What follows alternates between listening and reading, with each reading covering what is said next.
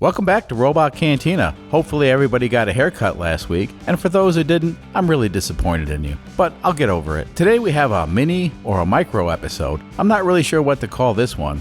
It was supposed to be the Supercharger episode, but we had some problems. Let's take a look. Well, we came close. It's been an interesting week so far, that's for sure. To begin with, we successfully rebuilt the spare engine to handle the additional stress the Supercharger will add when we unleash the boost monster.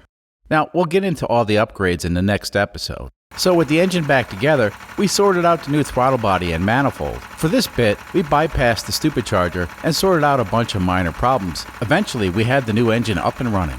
At that point, we were confident with the basics and plumbed in the Supercharger. Now let's take a closer look at how the Supercharger is plumbed. I'm pretty proud of how all this fits together. This black silicone induction pipe was pretty easy to cut and splice together. Now over here we have the throttle body, and as you can see it's mounted ahead of the Supercharger. Not too shabby. Or is it? Let's find out.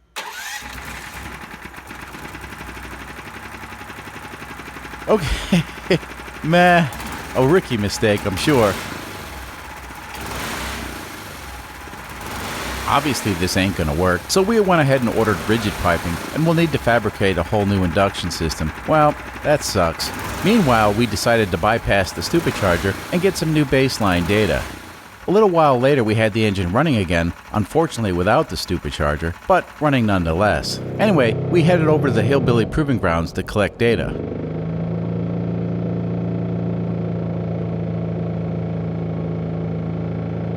So initially the car performed really well, but then it started having problems. The good news is, the engine ran great, but the car just wouldn't go fast. This has actually been a trend lately. So I think I figured out what's wrong with the car. The wheels are hot, and the brake rotor is incredibly hot. So the reason this car isn't going very fast is the brakes are sticking. So we'll take it back to the shop and take a look at it.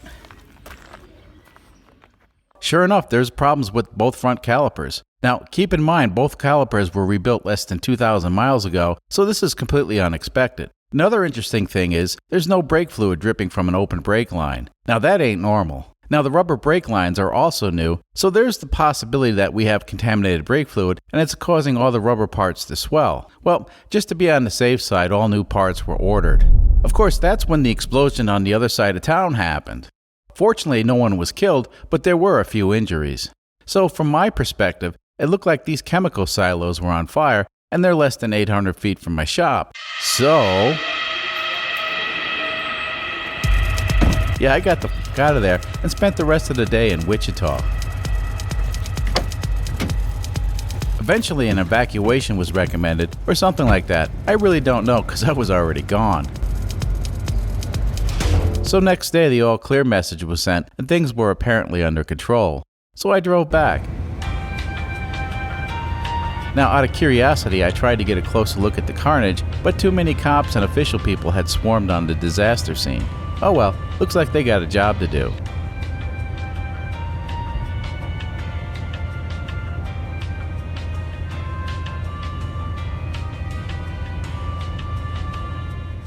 Oh yeah, the Supercharger. So the problem is, since we mounted the throttle body ahead of the Supercharger, the intake track after the Supercharger is under vacuum when the engine is at idle. And of course the flexible pipe apparently wasn't designed for that. Hopefully we'll get that and the brakes sorted out this week. All the parts have been ordered, and now it's just a waiting game at this point. For the curious folks, the injector's mounted here, and that makes this system more or less explosion resistant. 'Cause I'm not a big fan of explosions lately. So let's take a look at what we did while waiting for the new parts to arrive. So with some time to kill, I headed over to the Wichita Cars and Coffee as merely a spectator because the fuel-injected Supercharged 420 Big Block Hemi cement mixer-powered street-legal go-kart was in no condition to participate. While cruising through the thousands of cars, I spotted 100% Jake, a fellow YouTuber in the Wichita area. Jake brought Tarvosh's Nissan Maxima to the event. It was kinda weird, but I went over to the Maxima and touched it. Like I said, it was weird. Anyway, Jake has a surprise gift that he'll be dropping off at the studio in the next week or so. Wonder what it could be. So lots of cool cars at the event, but I'm an engine guy, and I love weird engine swaps. In my opinion, this Chevette was best in show, You know, the guy said to me, "Hey, have you ever seen a more ignorant engine swap?" Why, yes I have. So right next to the Chevette was another awesome swap. It appears to be a Ford 5.0 engine from a truck of some sort.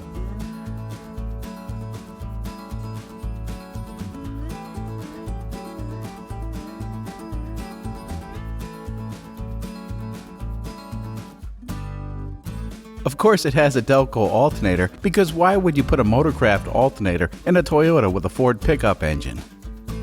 The last little gem I spotted was an LS Mustang. Yeah, I know, the LS thing is so overdone, but the turbo on this thing was huge! And well placed, I might add. So much to look at. Like, where's the water pump? Who knows? This one is all engine. I would love to hear it run.